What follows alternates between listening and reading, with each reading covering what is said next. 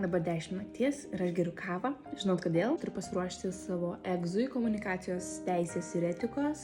Jisai bus rytoj. Taip, man jisai yra nuotoliu, bet tai nereiškia, kad aš galiu cheatint. Žodžiu, ne. Pasirašym kartu, parodysiu jums savo avarinį pasirašymą. Let's go. Pirmas dalykas, aišku, tiesiog persižiūrėti Moodlą. Pasižiūrėti, iš kokių temų rašau. Nežinau, nes visiškai nesirašiau. Antras dalykas, ką padarau, tai tiesiog einu į Astrajai, pasirenku, tiesiog man naujas egzaminas, kad man paruoštų visą medžiagą. Įkeliu savo medžiagą, iš kurios norėsiu mokytis.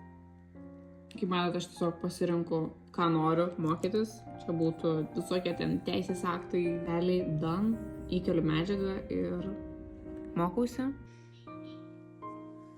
Ir aišku, aš pasirenku tiesiog mokytis per flashcardus ir man taip yra lengviausia, ta prasme, easiest thing. Žodžiu, belė kiek man čia viską prikūrė.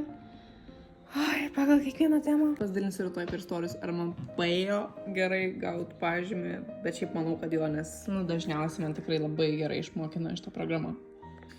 Aš taip prokrastinėtina.